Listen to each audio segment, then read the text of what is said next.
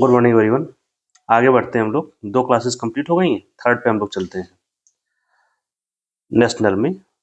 तो इसमें first news क्या है? विश्व का सबसे ऊंचा आर्च रेलवे पुल।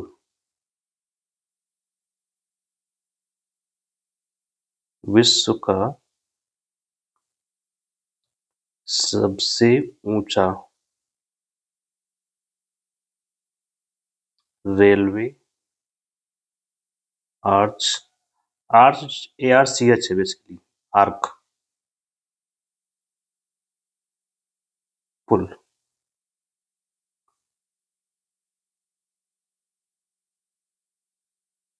विश्व का सबसे ऊंचा आर्च रेलवे पुल है।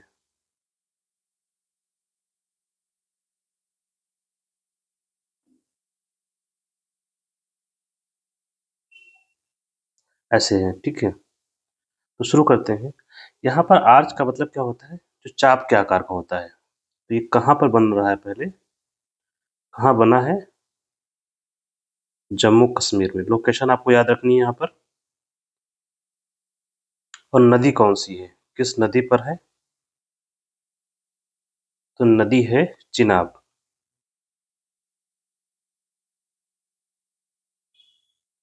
होता क्या है, जैसे कि ये हो गया चाप, जिसको बोलते हैं आर्च, और इसके ऊपर ये पटरी बना दी गई रेल की, ठीक है।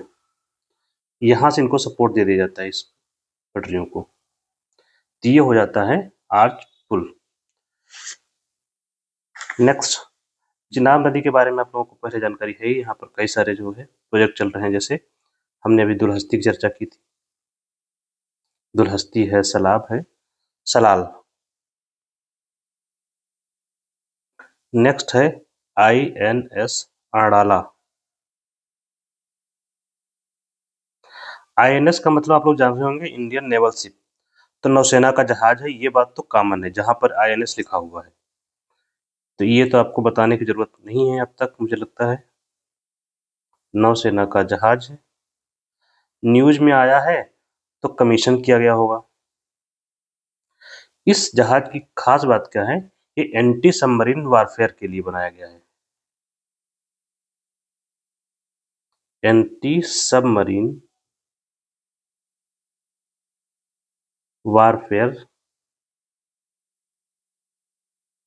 सैलो वाटर क्राफ्ट है।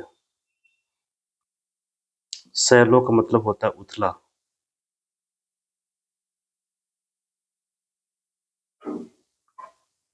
उथले जल में सबमरीन पनडुब्बी रोधी युद्धपोत है।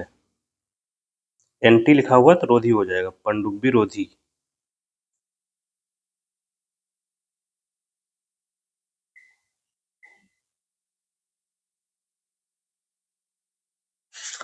इसको शामिल किया गया है हमारी नौसेना में। और निर्माण कहाँ हुआ है? 2 ही 3 लोकेशन है, या तो गोवा शिपयार्ड में बनेगा, या गार्डन रीच में, या फिर मझगांव में। ये कहाँ पर बना है? ये गार्डन रीच में। Garden reach and ship builders limited. इसकी लोकेशन हमेशा याद रखनी है। 3 ही लोकेशन है जहाँ पे बनता है, तीनों याद रखनी है एटलीस्ट। ये कहाँ पर है? गार्डन रीच दीदी के यहाँ, ममता दीदी, कोलकाता में है।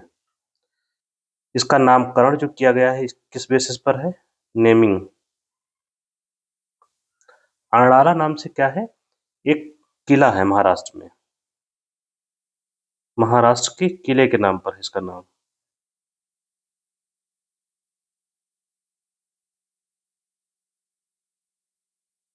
इसका नाम अरणाला रखा गया है। नेक्स्ट है नाविक सागर परिक्रमा।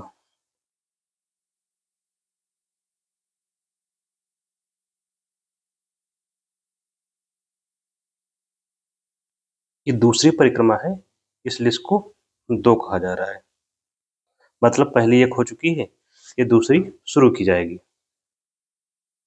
तो इसमें पार्टिसिपेंट हैं 2 अधिकारी। हो सकता है आपसे नाम पूछा जाए, तो एक नाम है दिलना,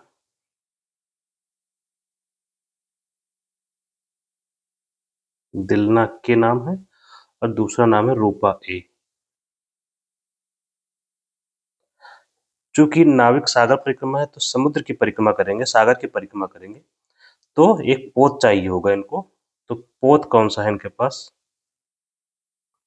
किस जहाज से जाएंगे, उसका नाम है INSV तारिणी। और जब इसकी परिक्रमा करेंगे तो पूरे विश्व की परिक्रमा करेंगे। एक्चुअली पूरे विश्व की परिक्रमा का जल से होते हुए जाएंगे। और आपको पता है कि पूरी पृथ्वी के कितने भाग पर जल है, 3/4 पर। तो पूरे विश्व की परिक्रमा हो जाएगी वाया जल या समुद्र, पूरे विश्व की परिक्रमा। शुरुआत कब से होगी इनकी, या हो चुकी है, 2 अक्टूबर 2024 से।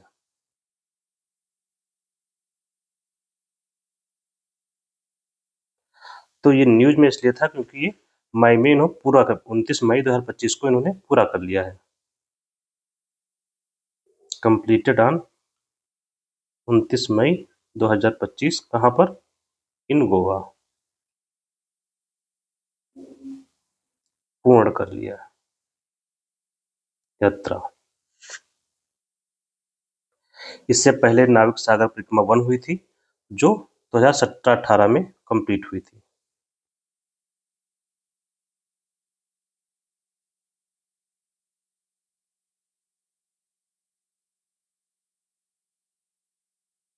ये 17 में शुरू किया था और 18 में कंप्लीट हुआ था, 21 मई 18 को। डेट अभी आपको याद नहीं रखना है, एटलीस्ट 17-18 का पीरियड था, ये आपको याद रखना है एटलीस्ट। नेक्स्ट है QS विश्व यूनिवर्सिटी रैंकिंग।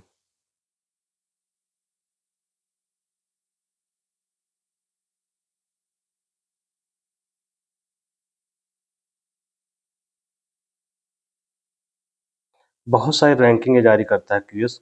कभी कभी एशिया यूनिवर्सिटी आती है, ये विश्व यूनिवर्सिटी का है। तो हमें मेजर इन्फो याद रखनी है। QS क्या है, इसका फुल फॉर्म है क्वाल कोरेली,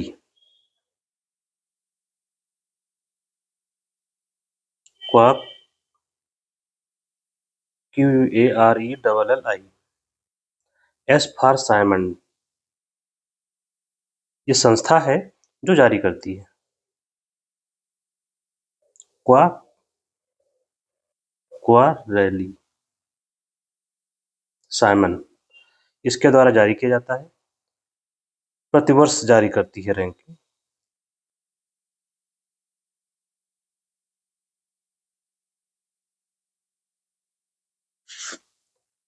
अभी जो रैंकिंग जारी हुई है 2026 की जारी हुई है, 2026 की जारी हुई है। तो टॉप यूनिवर्सिटी कौन सी है विश्व की, top university of the world. देखिए QS जो है ये ब्रिटेन की संस्था है, तो स्वाभाविक सी बात है, जहाँ की संस्था होती है वहाँ का दबाव चीज़ों का रहता है। टॉप यूनिवर्सिटी कौन सी विश्व की, पहली है MIT, full form Massachusetts Institute of technology.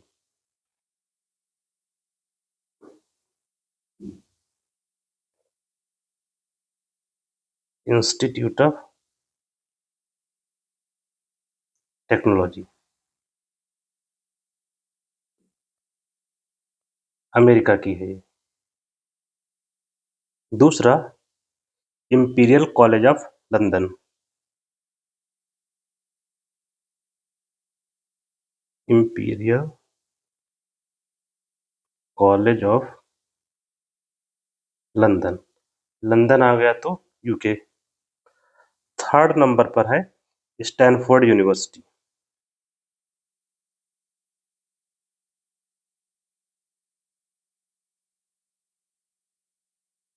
ये भी अमेरिका की है। इसके बाद चौथे नंबर पर आती है ऑक्सफोर्ड और 5वें नंबर पर है हार्वर्ड।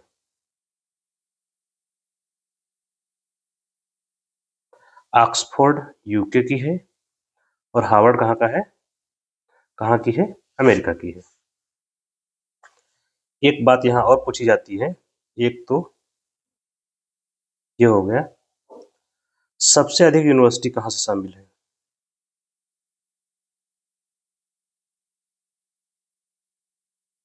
सर्वाधिक यूनिवर्सिटी वाले देश, ये सूची जारी की है 1500 विश्वविद्यालयों की सूची एक्चुअल में, 1500 यूनिवर्सिटी। तो इस 1500 यूनिवर्सिटी में सबसे ज़्यादा कहाँ की है, किस देश से या किस देश की यूनिवर्सिटी शामिल है? तो सबसे पहले नंबर पर है अमेरिका और दूसरे नंबर पर है यूके। यूएसए से 192 और यूके से 90 यूनिवर्सिटी शामिल हैं। यहाँ पर जो भारत में यूनिवर्सिटी है, यहाँ सर्वाधिक यूनिवर्सिटी वाले देशों में भारत का जो नंबर है चौथा नंबर है। तीसरे नंबर पर है चाइना और चौथा नंबर हमारा आता है इंडिया का। यहाँ से 54 यूनिवर्सिटी शामिल है। हो सकता है रैंकिंग आपसे पूछी जाए। और भारत की अगर हम बात करते हैं, मतलब भारत की अगर हम बात करते हैं, तो यहाँ से जो हमारी पहली यूनिवर्सिटी जो टॉप पर है यहाँ पर, उसका नाम है आईआईटी दिल्ली। उसकी रैंक है 123। आईआईटी दिल्ली। इसके बाद दूसरे नंबर पर हमारी जो है, जिसकी रैंक है 129, ये है रैंक, ठीक है। इसमें है आईआईटी बॉम्बे और इसके बाद आता है 180 नंबर पर हमारी है आईआईटी मद्रास। मतलब सारी आईआईटी ही शामिल है इसमें और कोई यूनिवर्सिटी नहीं है। तो ये 3 हो गए टॉप जिनकी भारत की, जो हमने इसमें जिक्र किया, रेफरेंस में आया। नेक्स्ट क्या है, नमोस्तुते। अब चलते हैं, नेक्स्ट टॉपिक है नाविक। नाविक क्या है, इसका फुल फॉर्म है navigation with Indian constellation. NAV for navigation, with I for Indian, C for constellation. तो नेविगेशन विद इंडियन कॉन्स्टिलेशन, यहाँ कॉन्स्टिलेशन क्या, उपग्रहों के समूह से इसका तात्पर्य कॉन्स्टिलेशन। तो जो नाविक क्या है, नौवहन उपग्रह प्रणाली है। उपग्रहों का इस्तेमाल करके हम कहीं आ और जा सकते हैं। जैसे कि जीपीएस हम लोग काम करता है मोबाइल में, सेम है। जीपीएस चूंकि अमेरिका का है, नाविक हमारा है, ठीक है। तो इसके यूज जब हम करते हैं तो क्या क्या सुविधाएं हमें मिलती हैं, हम कहीं आ सकते हैं, जा सकते हैं, हमारी लोकेशन क्या है और हमारी टाइमिंग क्या है, मतलब किस समय पर उस समय टाइम क्या हुआ है। तो ये जो हम जीपीएस से प्राप्त करते हैं वो हम नाविक से भी कर सकेंगे, क्योंकि ये भारत की प्रणाली है। अब भारत वाला जो नौवहन सिस्टम है, इसमें जो सैटेलाइट यूज किए गए हैं वो कितने सैटेलाइट्स हैं, इसमें 7 सैटेलाइट इस्तेमाल किए गए हैं। लेकिन सभी क्या हो रहे हैं, इस समय चालू नहीं हो पा रहे हैं, कोई ना कोई डिफेक्ट आ जा रहा है, एक आध में डिफेक्ट आ जा रहा है, तो चालू हो नहीं पा रहा पूरा सिस्टम हमारा। ये इसकी समस्या है हमारे जो सैटेलाइट सिस्टम में। दूसरा इसकी खास बात क्या है, जैसे कि हम लोग जीपीएस यूज करते हैं, तो जीपीएस का जो कवरेज है ग्लोबल कवरेज है, लेकिन हमारा क्या है, हमारा जो नाविक सिस्टम है ये लोकल है। लोकल का मतलब क्षेत्रीय, क्षेत्रीय नौवहन प्रणाली है। मतलब ये कितना क्षेत्रीय है, क्षेत्रीय का मतलब भारत में पूरी तरह से काम करेगा, प्लस आसपास का 1500 किलोमीटर की रेंज, भारत के आसपास। पूरा विश्व कवर नहीं करता है, पूरा वर्ल्ड कवर नहीं करेगा। तो ये नौवहन प्रणाली है। विश्व की कुछ और प्रणालियां हैं, जैसे मैचिंग के लिए कभी कभी आता है, तो आपको यहाँ पता हो तो ज़्यादा बेहतर है। उनके अलग अलग नाम होते हैं। देखिए, मेन आपको करना क्या होता है, जब भी कोई चीज़ पढ़ रहे हैं तो आपको उसकी विशेषता पता होनी चाहिए, क्या खास चीज़ क्या है। बाकी उसका नाम हर देश, हर व्यक्ति, हर संस्था अपना अलग-अलग रखती है। काम वही होता है, जैसे यहाँ पर क्या है, जैसे जीपीएस है, full form global positioning system, ये कहाँ का है? अमेरिका का है। काम वही है, जो ये मोबाइल में हम लोगों को जीपीएस होता है तो खोलते हैं, कहीं भी चले जाते हैं अपना यूज़ करके। दूसरा एक ग्लोनास है, ये रूस का है। Global navigation satellite system full form है इसका, global navigation and satellite system. ठीक है। ऐसे है गैलीलियो, ये किसका है? ये यूरोपीय यूनियन का है, ये है यूरोप का।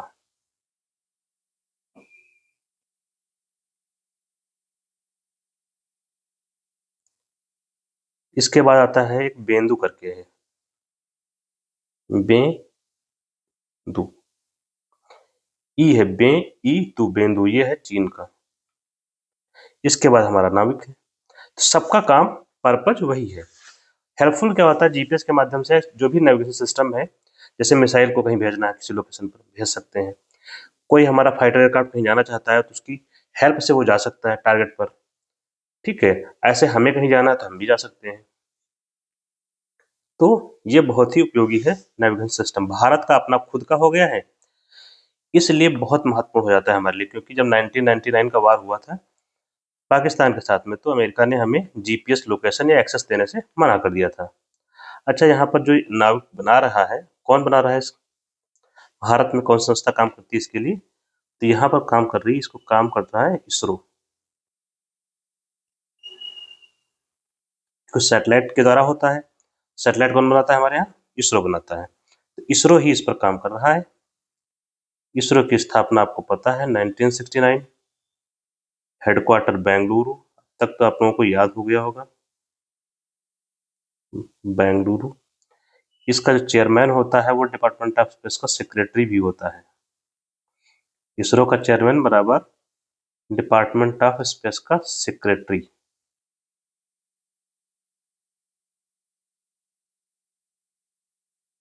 कई बार ऐसे ही पूछ लिया जाता है। तो ये हो गया हमारा नाविक।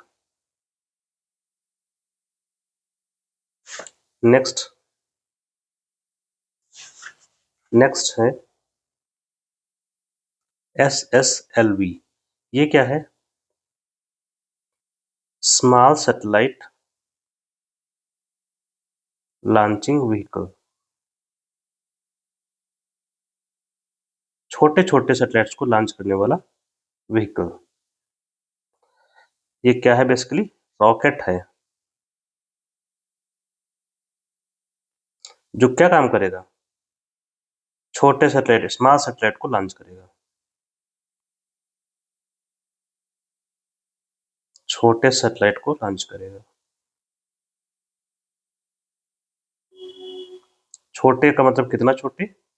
500 किलोग्राम तक वजन हो, जो 500 किलोग्राम वजनी, और कक्षा कौन सी हो? छोटी कक्षा हो, निम्न कक्षा में स्थापित करना इसका उद्देश्य होगा। लो अर्थ ऑर्बिट, लियो में 500 किलोग्राम का वजन सैटेलाइट का हो और 500 किलोमीटर की ऊंचाई हो कक्षा की, तब हम इस्तेमाल करेंगे SSLV को। इसको बनाया किसने है? ये सब काम कौन करता है? सारे काम इसरो करता है। लेकिन बना तो इसने दिया है, निर्माण किया है। अब इसको जो है टेंडर दिया गया है कि बनाने के लिए टेंडर दिया गया है HAL को। देखिए, सबसे पहले खोज किसने की, बनाया किसने, निर्माण किसने किया? वो इसरो है। अब ये अपनी टेक्नोलॉजी HAL को बता देगा, तो HAL ऐसे SSLV बना के इसरो को दे देगा सस्ती लागत पर। तो ये समझौता हो गया है इनके बीच में। इसके अलावा आपको पता है कि हमारे पास जो सैटेलाइट लॉन्चिंग व्हीकल हैं अन्य। अभी चर्चा हम लोगों ने शायद की है लास्ट क्लास में। उनके नाम क्या है? SLV, ASLV, ये तो अभी यूज में नहीं है। इसके बाद PSLV, ये तो खूब यूज में किया जा रहा है, हर समय इसी का इस्तेमाल होता है। और GSLV, ये भी यूज किया जा रहा है। एक RLV है, ये अभी निर्माणाधीन है। और SSLV, ये अभी शुरू कर रहे हैं इस पर प्रोजेक्ट हम लोग। ये निर्माण हो चुका है, बस लॉन्चिंग भी शुरू करेंगे इससे हम लोग। तो रॉकेट का काम बेसिकली क्या होता है? कोई आपसे एक लाइन में पूछे तो रॉकेट का एक काम क्या होता है? सैटेलाइट को निर्धारित कक्षा में पहुंचाना।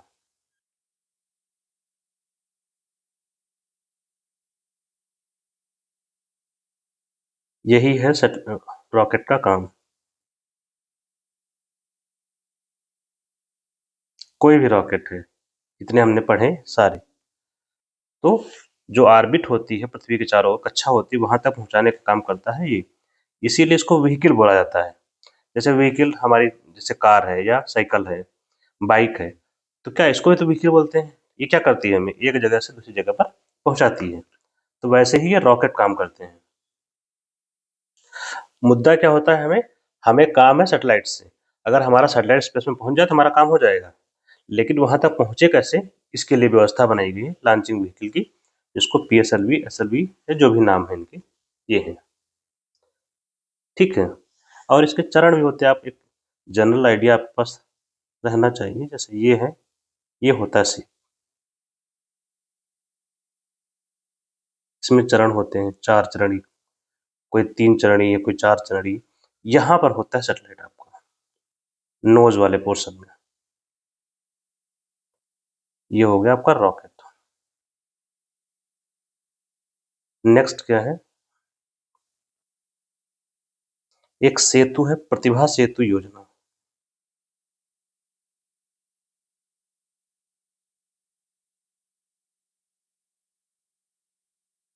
ये क्या है? इसका फुल फॉर्म इन्होंने बना रखा है प्रतिभा का।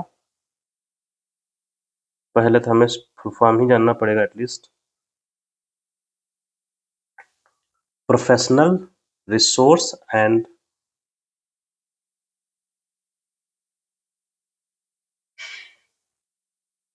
Professional resources and talent integration.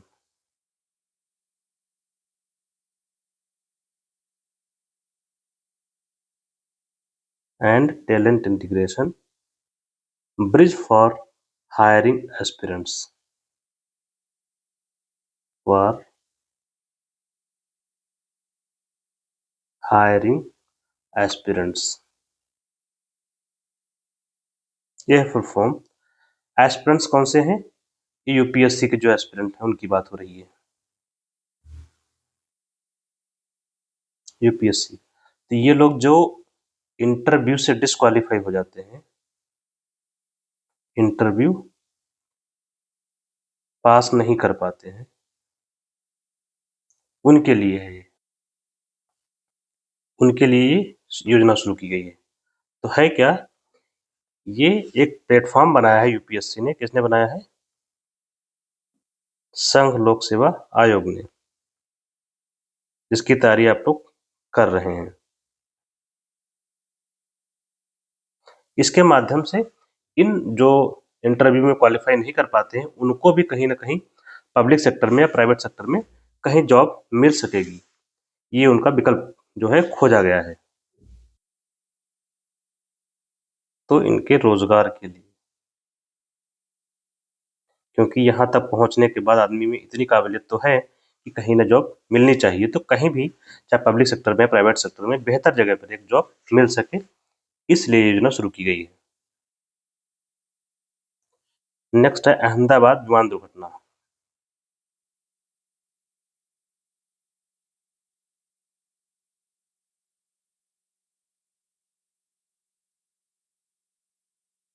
इसमें क्या है, 200-250 लोग जो भी सवार थे अहमदाबाद विमान दुर्घटना में, सभी लोग मृत्यु हो गए। लगभग 200 से प्लस लोग मृत्यु हो गई है। तो यहाँ पर जो दुर्घटना हुई है उसका कारण तो अभी स्पष्ट रूप से हुआ नहीं है। हमें जो यहाँ पता होना चाहिए वो ये कि जब भी दुर्घटना होती है तो उसके अंदर एक जो विमान होता है हमारा एयरक्राफ्ट, उसमें एक बॉक्स होता है जिसको बोलते हैं ब्लैक बॉक्स। इसका कलर जो होता है ऑरेंज होता है।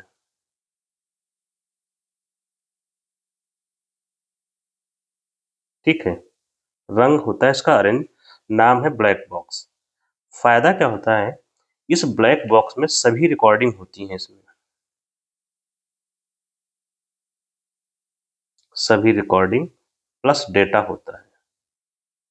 रिकॉर्डिंग जो कॉकपिट में बातचीत होती है पायलट की, पायलट कॉकपिट में बैठता है तो पायलट की जो बातचीत होती है वो सब रिकॉर्ड होती है।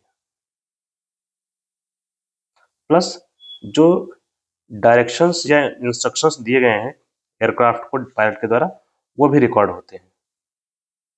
तो ये सब चीज़ें अगर ब्लैक बॉक्स अगर मिल जाए तो हमें ये पता चल जाता है कि दुर्घटना का कारण क्या है। दुर्घटना का कारण पता लगाने में हेल्पफुल होता है। कोई भी एयरक्राफ्ट होता है, चाहे सिविल वाला हो या डिफेंस का हो, तो ब्लैक बॉक्स यहाँ हमारे लिए सबसे ज़रूरी है। अच्छा, यहाँ जो दुर्घटना हुई 200 लोगों की, तो 200 लोगों की, तो यहाँ पर इनके जो शव हैं वो परिवारजनों को सौंपना होता है, परिवारीजन को। तो कैसे पता लगाया जाए, क्योंकि बॉडी बहुत अधिक जल चुकी थी, तो इनका पता लगाने के लिए यहाँ पर डीएनए प्रोफाइलिंग की गई। डीएनए प्रोफाइलिंग की गई मतलब जो शव था उससे कुछ कोशिकाएं लेकर के और परिवारजनों का ब्लड सैंपल लेकर के दोनों को मैच करके आइडेंटिफाई किया गया। तो यहाँ डीएनए प्रोफाइलिंग टेक्नोलॉजी हेल्प करती है परिवारजनों को उनके अपने लोगों का शव प्राप्त करने में, कि उनको उनके लोगों का ही शव मिल सके अंतिम कार्य के लिए। ठीक है, नेक्स्ट नेक्स्ट है आईएसएस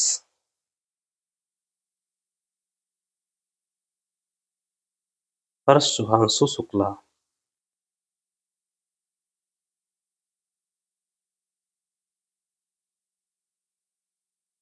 ये बहुत इंपॉर्टेंट टॉपिक है एटलीस्ट। आईएसएस क्या है?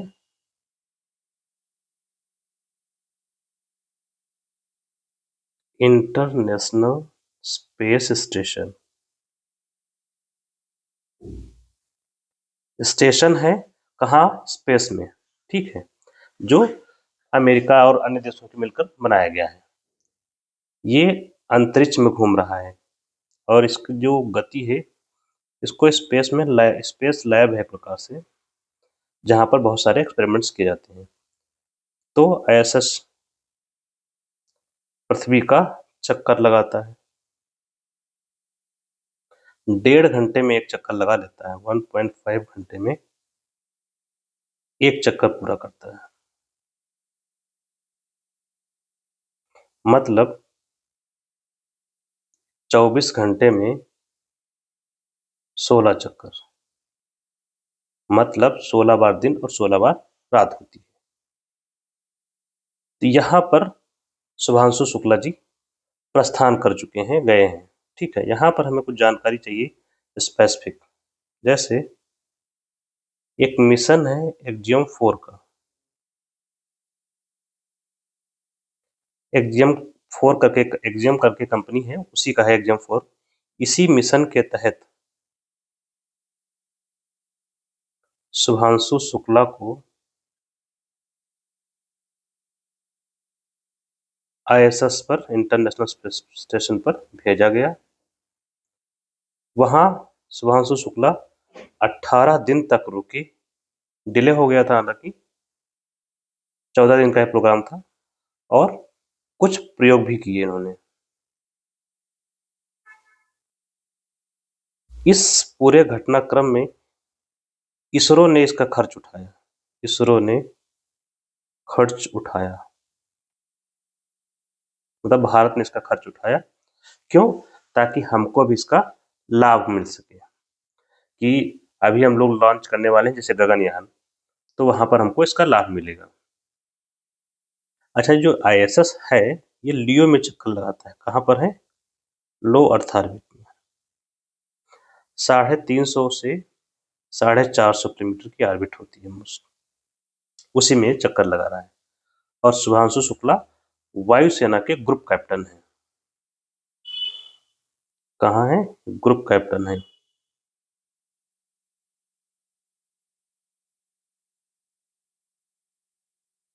वायुसेना से, और ये बिलोंग करते हैं लखनऊ से। तो एक्जियम 4 का मिशन था। अब देखिए कैसे कैसे गए वहां पर। कुछ डेटा आपको स्पेसिफिक याद रखना है। कैसे गए? देखिए, सबसे पहले होता है कौन सा, जो रॉकेट है वो कौन सा इस्तेमाल किया गया? रॉकेट का नाम है फाल्कन 9। मैचिंग के लिए आता है। कौन सी कंपनी का रॉकेट है ये? स्पेस एक्स का। स्पेस एक्स कंपनी का रॉकेट है जिससे गए। देखिए, एक्जियम 4 का मिशन था, कंपनी है एक्जियम एक्जियम करके।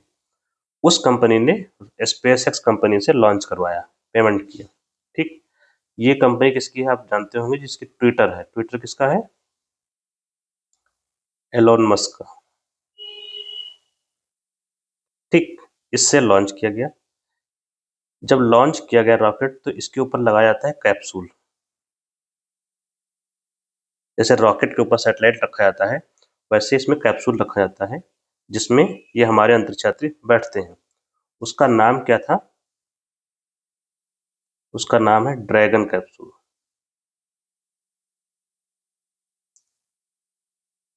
तो एक ये हो गया आपका रॉकेट। ठीक है, फिर ये होता है कैप्सूल। इसके अंदर कैप्सूल होता है और यहाँ पर होते हैं हमें जो यात्री होते हैं, अंतरिक्ष यात्री। तो यहीं पर होंगे हमारे शुभांशु शुक्ला जी। ये है पूरा रॉकेट। इस रॉकेट का नाम, ये क्या है? रॉकेट है। इसका नाम था फाल्कन 9। अब ये कहाँ से छोड़ा गया?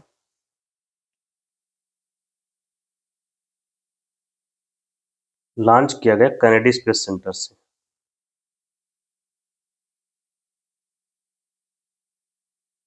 अमेरिका का है, फ्लोरिडा में।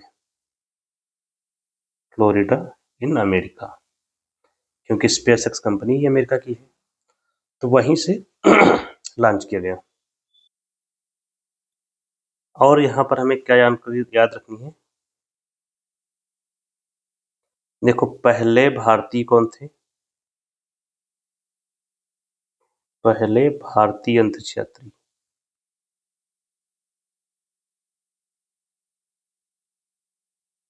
राकेश शर्मा। ये भी एयरफोर्स से थे। कब गए थे? 1984 में। और किसकी सहायता से गए थे? रूस की। रूस का यान था सोयूज T2। इसकी मदद से गए थे और अंतरिक्ष में यात्रा की थी। अब दूसरे भारतीय कौन हो गए?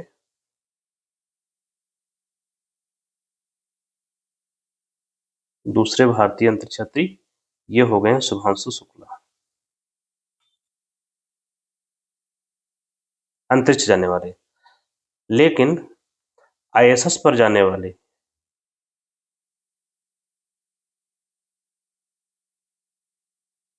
पहले भारतीय हैं,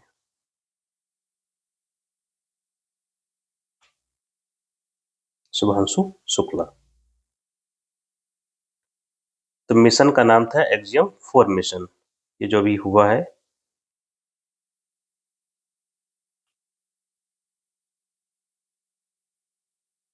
वो नेक्स्ट,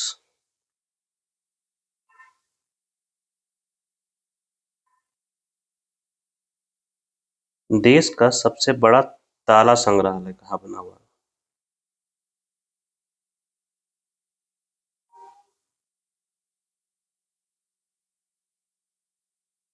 तो ताला के लिए फेमस जगह है अलीगढ़, और ये कहाँ है? यूपी में। तो वहीं पर बनाया गया है संग्रहालय। इसको नोट में ही कर लेते हैं, ठीक रहेगा। नेक्स्ट नोट में क्या हो जाएगा? अंतरराष्ट्रीय आलू केंद्र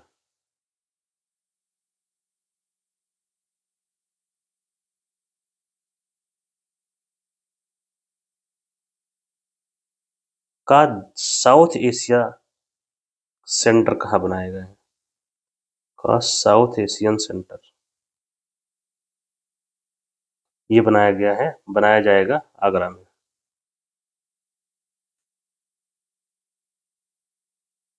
नेक्स्ट,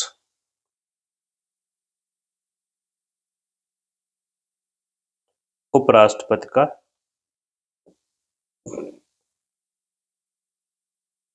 चुनाव।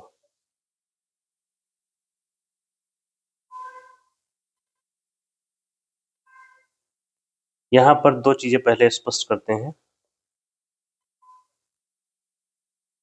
पहले तो उपराष्ट्रपति को के बारे में, उपराष्ट्रपति कौन थे, घटनाक्रम क्या था, जगदीप धनखड़ जी थे। इन्होंने इस्तीफा दे दिया, ठीक, इस्तीफा दिया तो पद खाली, पद खाली हो गया तो चुनाव, चुनाव होगा। चुनाव कौन करवाएगा? तो चुनाव आयोग करवाएगा, लेकिन Bharat election commission of India.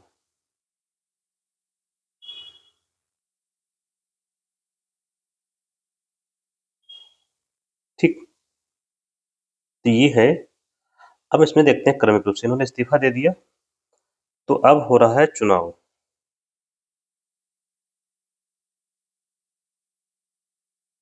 चुनाव की खास बात क्या होगी यहाँ पर? ये चुनाव होगा अप्रत्यक्ष,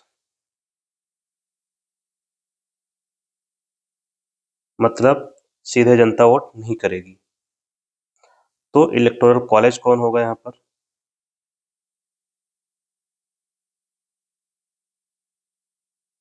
मतलब कौन लोग वोट करेंगे? निर्वाचक मंडल का मतलब जो लोग वोट करेंगे। तो सभी सांसद चाहे नियुक्त हो, नियुक्त का मतलब मेरा यहाँ मनोनीत से जो यूज करते हैं, और चाहे इलेक्टेड हो, सभी लोग यहाँ भाग लेंगे। ठीक। अच्छा, जगदीप धनखड़ जी ने इस्तीफा दिया तो किसको देंगे इस्तीफा? राष्ट्रपति को। आपको यहाँ पर राष्ट्रपति को इस्तीफा देंगे। तो निर्वाचक मंडल, सभी सांसद, अप्रत्यक्ष चुनाव,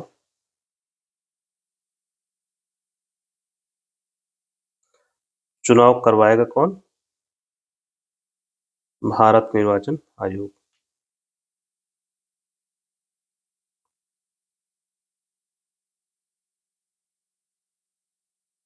ये कौन कौन सा चुनाव करवाता है? राष्ट्रपति का, उपराष्ट्रपति का, और लोकसभा, राज्यसभा, विधानसभा, विधान परिषद, इतने चुनाव ये करवाता है। अब ये जो चुनाव हुआ तो जो व्यक्ति चुनाव लड़ना चाहता है उसकी योग्यता भी चाहिए होगी। तो योग्यता तय की गई है जो सबसे ज्यादा जरूरी है, उम्र हो 35 वर्ष, जो कि राष्ट्रपति में चाहिए होती है, क्योंकि इसको राष्ट्रपति का काम करना होता है जब राष्ट्रपति नहीं होता है। दूसरा, राज्यसभा बनने की योग्यता हो, राज्यसभा का सदस्य बनने की योग्यता। क्यों? क्योंकि इसको राज्यसभा की अध्यक्षता करनी होती है, तो 2 गुण उसमें होने चाहिए। फिर वो चुनाव लड़ सकता है। फिर चुनाव हुआ,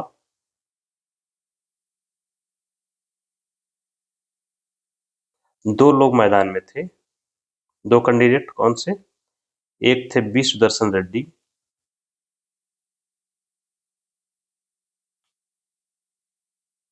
और दूसरे थे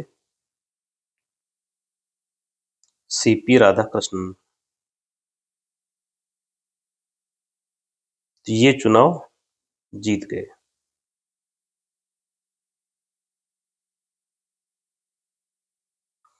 तो उपराष्ट्रपति कौन बना? सीपी राधाकृष्णन।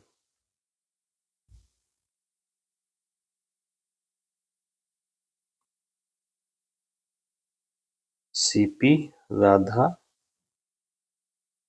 कृष्णन। ठीक। अब ये राष्ट्रपति बने तो इनको शपथ दिलवानी होगी। शपथ कौन दिलवाएगा? प्रेसिडेंट। इनका टेन्योर क्या होगा? कार्यकाल 5 वर्ष। ठीक।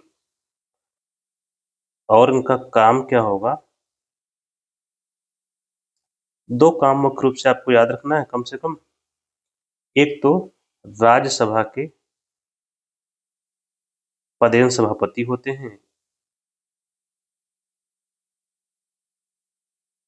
Ex officio chairman. दूसरा, राष्ट्रपति की अनुपस्थिति में उसका काम करना।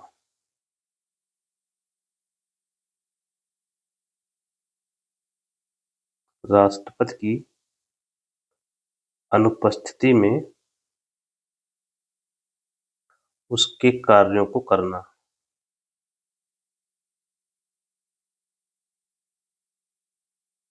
जब ये राष्ट्रपति के काम कर रहा होगा तो इसको सभी सैलरी भत्ता सब कुछ मिलेगा जो राष्ट्रपति वाला है। ये हो गया इनका जो काम है वो। नेक्स्ट कौन है?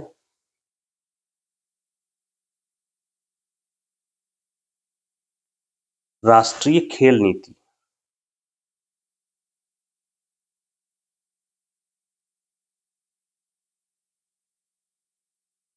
2025।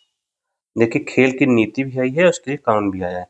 जो पॉलिसी होती है उसमें बताया जाता है कि सरकार क्या करेगी, कितना प्राप्त करना है, टारगेट्स क्या है, वो सब होता है। जो कानून होता है उसमें अलग चीजें होती है, कैसे गवर्नेंस करेंगे, वो सारी चीजें होती हैं जो अभी आपको आगे मिलने वाला है। तो कंफ्यूज नहीं होना दोनों बातों में। ठीक है। तो यह जगह लेगी राष्ट्रीय खेल नीति 2001 की जगह पर। राष्ट्रीय खेल नीति 2001 का स्थान लेगी। इसमें जो फोकस किया गया है 5 चीजों पर। एक तो वैश्विक मंच पर उत्कृष्टता।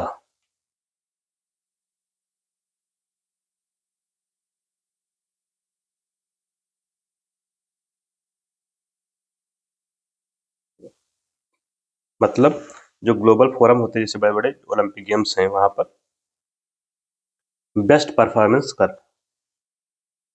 प्लस खेल आर्थिक विकास के लिए। खेल जो है आर्थिक विकास करेंगे।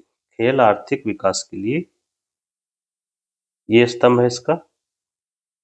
खेलों से सामाजिक विकास। खेल सामाजिक विकास के लिए। स्पोर्ट्स का एकीकरण किया जाएगा एजुकेशन के साथ में इसका। शिक्षा के साथ एकीकरण। ये कुछ स्तंभ है इसके।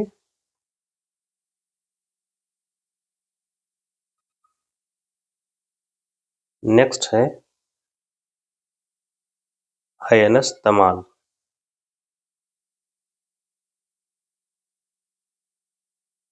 किसमें शामिल किया गया? नौसेना में शामिल।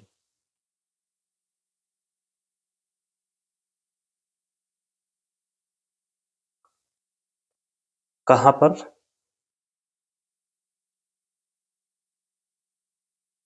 ये रूस में किया गया है, मतलब हमने वहीं से, चूंकि रूस से खरीदा है तो रूस में ही हमने ले लिया है, कैलिनिंग्राद। क्योंकि इसका निर्माण कहाँ हुआ है? निर्माण किया है रूस ने, तो हमने रूस से बेसिकली खरीदा है। और इसकी जो गति है आपको याद नहीं रखनी है कितनी नॉट है, आपको ये याद रखना है कि इनकी गति नॉट में मेजर की जाती है। और इसका जो नाम रखा गया तमाल, वो इंद्र की तलवार के नाम पर रखा गया है।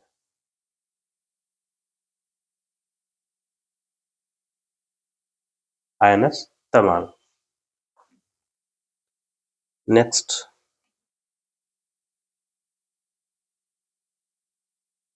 आयनस निस्तार।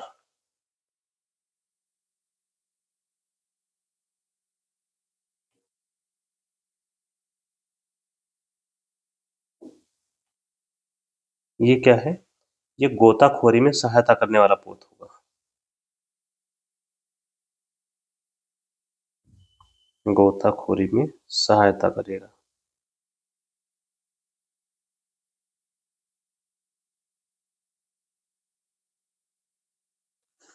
मतलब ये डाइविंग सपोर्ट वेसल है, डाइव।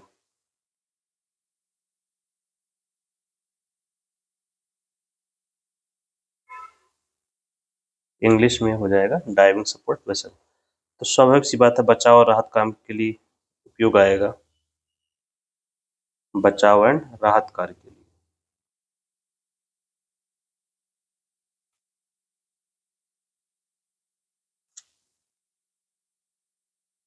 और इसका निर्माण किसने किया है?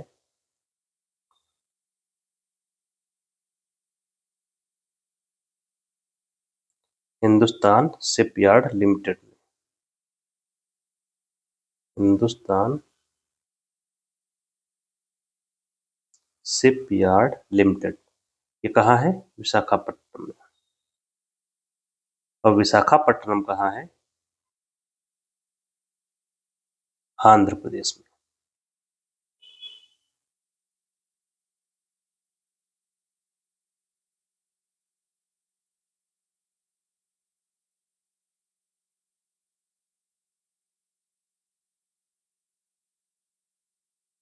नेक्स्ट, नेक्स्ट है आईएनएस उदयगिरी।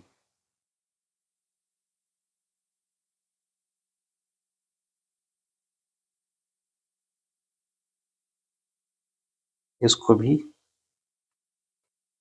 शामिल किया गया है। ये हमारा घरेलू है, मतलब स्वदेशी है। किसने बनाया है? तीन लोग बनाते हैं, उसमें से एक है Mazagaon, Mazagaon dock ship builders limited. ये कहाँ है? मझगांव। मझगांव एक जगह है मुंबई में, तो मुंबई में स्थित है ये। अब बनाया गया है प्रोजेक्ट 17A के तहत,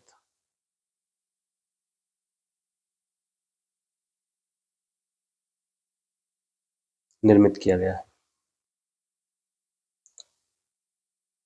और यह क्या है? स्टील्थ फ्रिगेट है। फ्रिगेट क्या होता है? ऑफेंसिव होता है, डिफेंसिव होता है? फ्रिगेट है, फ्रिगेट और डिस्ट्रॉयर। जो डिस्ट्रॉयर होता है वो ऑफेंसिव होता है, फ्रिगेट क्या होता है? डिफेंसिव होता है।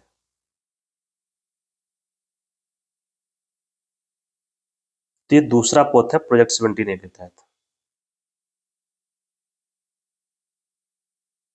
दूसरा पोत है इसका। तो पहला कौन था? पहला है आईएनएस नीलगिरी।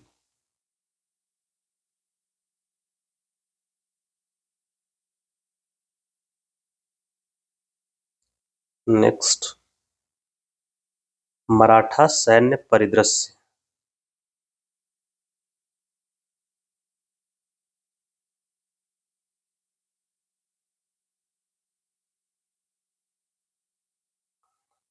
यूनेस्को की विश्व विरासत सूची में शामिल।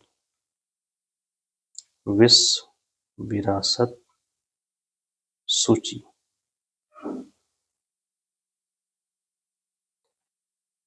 तो मराठा सैन्य परिदृश्य क्या है? मराठा कन्फेडरेसी। तो मराठा के जो किले थे मराठा साम्राज्य के,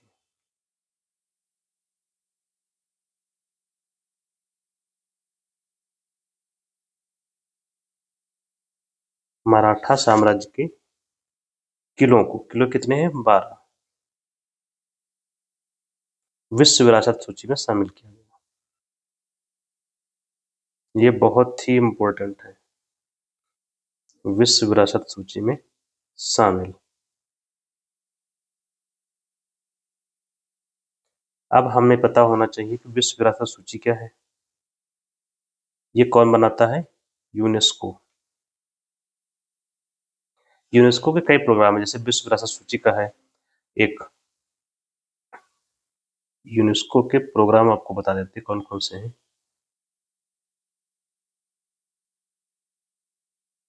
ये अलग से है यहाँ पर, ठीक है।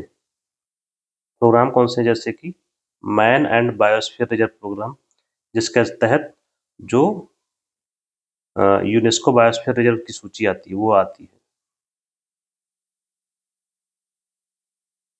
UNESCO biosphere reserve. दूसरा है इसका, एक तो विश्व विरासत सूची हो गई,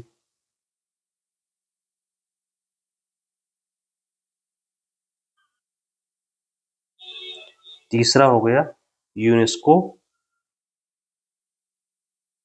क्रिएटिव सिटी नेटवर्क,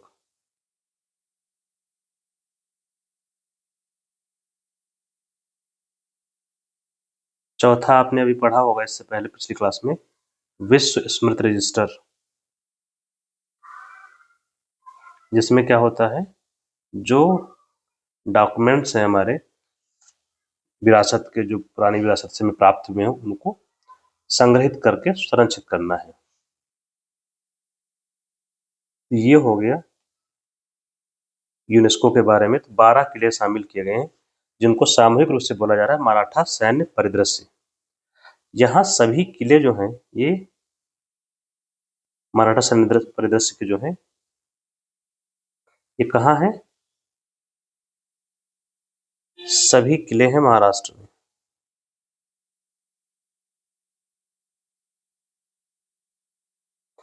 सिर्फ एक किला, जिंजी किला, वो तमिलनाडु में।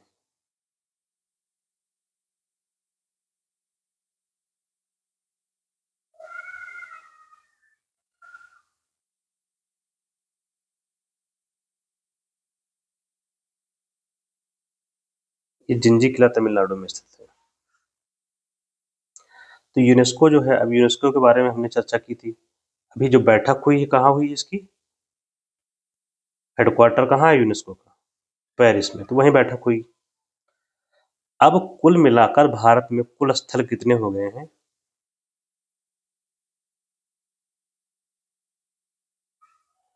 यूनेस्को विश्व विरासत स्थलों की संख्या हो गई 44। अच्छा, जो विश्व विरासत सूची इसकी होती है,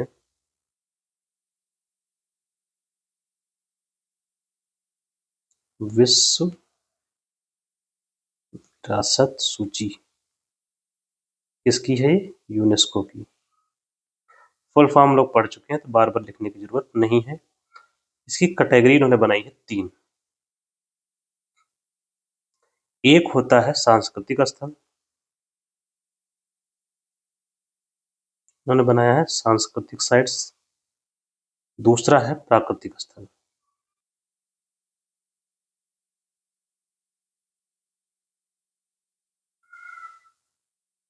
नेचुरल एंड कल्चरल। तीसरा होता है बीच में मिश्रित। देखिए, इन्हीं 3 सूचियों में लिखा जाता है, शामिल किया जाता है स्थलों को। सांस्कृतिक स्थल वो होते हैं जो मानव द्वारा निर्मित किए गए हैं, जैसे ताजमहल, जैसे अभी हमने किले इसमें जो पढ़े वो इसी में शामिल हो जाएंगे। प्राकृतिक स्थलों में कौन होंगे? जैसे कि कोई पार्क है, पार्क ETC इसमें आ जाते हैं। हमें यहाँ चर्चा करनी है जो भारत के 44 स्थल हैं, इन 44 स्थलों में एक स्थल जो है मिश्रित में शामिल किया गया है।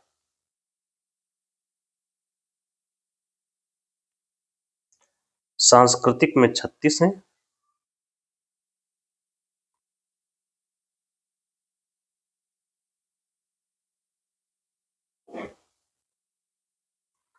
और प्राकृतिक में 7 हैं।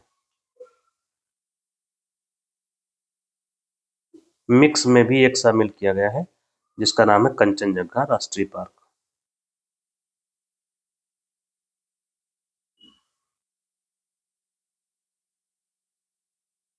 मिश्रित में वो शामिल किए जाते हैं जिसमें कल्चरल और नेचुरल दोनों कैरेक्टर शामिल होते हैं। तो प्राकृतिक में बेसिकली पार्क आते हैं। ये हो गया इसके बारे में। जैसे हमारे यहाँ के जो पार्क शामिल हैं प्राकृतिक स्थलों में, इनके अगर नाम हम काउंट करें तो जैसे काजीरंगा, इसलिए लिख रहा हूँ कि मैचिंग के लिए आता है, आप लोग याद रखेंगे, बहुत जरूरी है। नाम तो आपको याद ही होने चाहिए। मानस नेशनल पार्क, एनपी में लिख दे रहा हूँ, ये भी असम में है। केवलादेव, राजस्थान।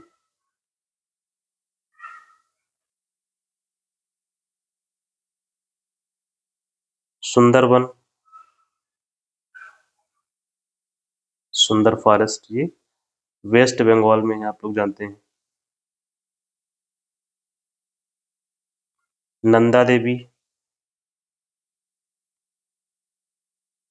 कहाँ है? उत्तराखंड में, यूके। आप लोग यूनाइटेड किंगडम मत समझिएगा इसको,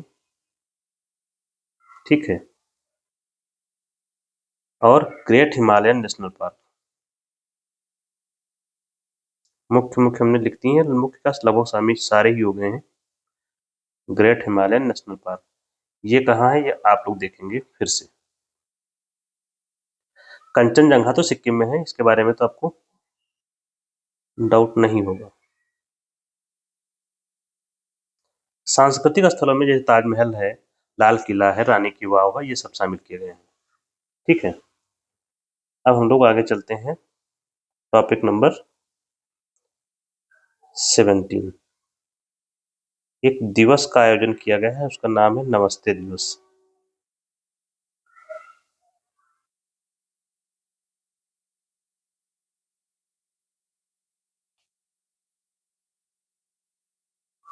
कहाँ किया है?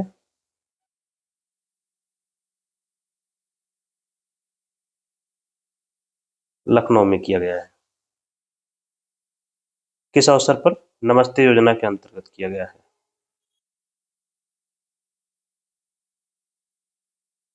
नमस्ते योजना के अंतर्गत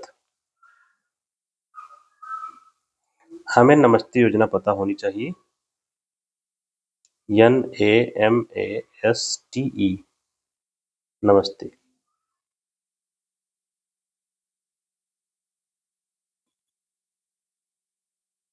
ये किससे किससे जुड़ी हुई है? फुल फॉर्म देखते हैं पहले, फिर पता चल जाएगा जुड़ी किससे हुई है। National action for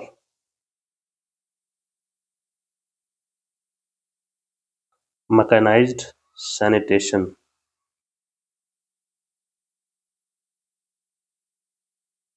ecosystem. Ecosystem EM है, तो ये उससे जुड़ी हुई है, मलमूत्र की सफाई से। जो मानव मल होता है, सेप्टिक टैंक की जो सफाई की जाती, उससे जुड़ी हुई है।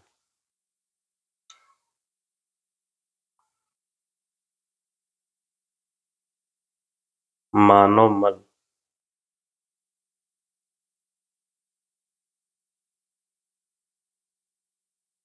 मानव मल की सफाई या सेप्टिक टैंक। तो इनकी जो सफाई है, जो हाथों से होती है, वो मशीनों के द्वारा की जाएगी। इस योजना का उद्देश्य मशीनों के द्वारा मानव बल की सफाई या सेप्टिक टैंक की सफाई करना। इससे क्या होगा, जो सफाई कर्मचारी है उनको लाभ मिलेगा। शुरू कब हुई थी योजना? 2023 और 24 से। और अगर मंत्रालय देखा जाए तो कौन सा मंत्रालय होगा? ये सामाजिक न्याय का मामला है तो मंत्रालय होगा सामाजिक न्याय और अधिकारिता मंत्रालय। जब भी किसी योजना के बारे में टिक करना है तो उसका जो कोर ऑब्जेक्टिव है वो आपको ध्यान रखेंगे तो याद आ जाएगा कम से कम, एक नियर बाई पहुंच जाएंगे। सामाजिक न्याय और अधिकारिता मंत्रालय, क्योंकि ये सोशल जस्टिस का मामला है इसलिए ये मंत्रालय शामिल है। प्लस जो मानव मल और सेप्टिक टैंक की सफाई होती है वो कहाँ होती है? शहरों में होती है, इसलिए इसमें आवास और शहरी विकास मंत्रालय भी शामिल है।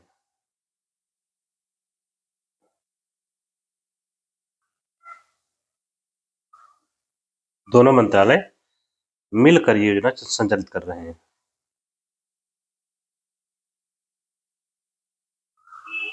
नेक्स्ट है राज्यसभा में 4 सदस्यों का मनोनयन किया गया है।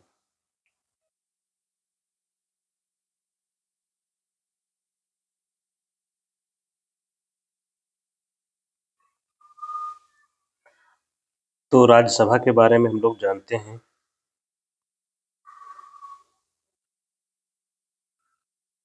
राज्यसभा क्या है? इसका जो संगठन होता है, संगठन कंपोजिशन, इसमें 2 तरह के सदस्य होते हैं। एक होते हैं निर्वाचित इलेक्टेड और दूसरे होते हैं मनोनीत।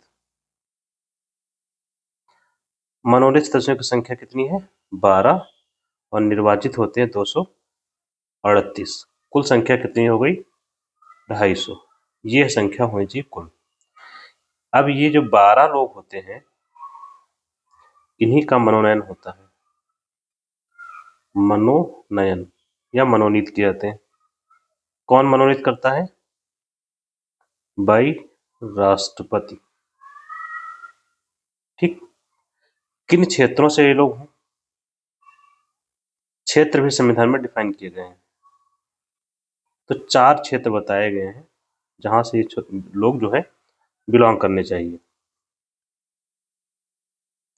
एक तो या तो ये साहित्य से हो, साहित्य का मतलब लिटरेचर वगैरह लिखते हो। कला, कला संगीत कला से लेकर नृत्य कला से लेकर सारी कलाएं इसमें शामिल हैं। थर्ड है विज्ञान और फोर्थ है समाज सेवा, जो लोग समाज सेवा में लगे हुए हैं। इन क्षेत्रों से लोगों को नियुक्त या मनोनीत किया जाता है। कितने लोग? 12 लोग। कहाँ? राज्यसभा में। तो अभी इसी 12 इन्हीं जो मनोनीत सदस्य हैं इसी में 4 लोगों को मनोनीत किया गया है। 4 सदस्यों को मनोनीत किया है। किसने? राष्ट्रपति महोदया ने, श्रीमती द्रौपदी मुर्मू जी ने। नाम याद रखेंगे, हर्षवर्धन श्रृंगला। एक आध बार मैं जो है मैचिंग के लिए आया है कौन जो है नियुक्त किया गया है। दूसरे हैं उज्जवल निकम। कभी ऐसे नाम याद रखने हो तो आगे पीछे का याद रखिए, जैसे हर्षवर्धन है, निकम जी हैं, ऐसे करके याद करिए। फुल नाम याद करने के चक्कर में मत पड़िए, काफी ऊर्जा और समय दोनों बर्बाद होता है। मीनाक्षी जैन। लास्ट में है सदानंद मास्टर।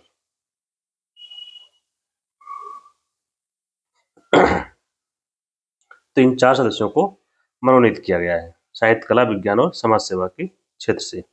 इससे पहले आपने सुना होगा सुधा मूर्ति जी को किया गया था, पीटी उषा को किया गया, रंजन गोगोई जी भी होंगे ही। ठीक है। ये जो सदस्य होते हैं इनका कार्यकाल कितना होता है? कार्यकाल इनका होता है 6 वर्ष, जो आप लोग जानते होंगे।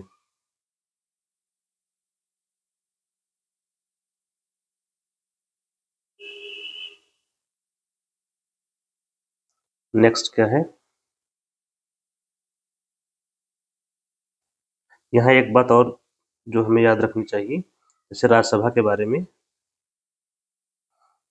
राज्यसभा क्या है, एक स्थायी सदन है एक्चुअली में।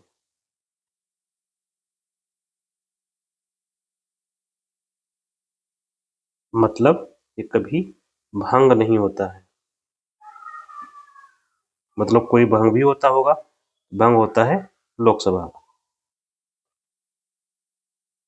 और इसके जो सदस्य होते हैं, इसके जो सदस्य होते हैं, 1/3 सदस्य, 1/3, 1/3 सदस्य प्रति 2 वर्ष पर रिटायर होते रहते हैं।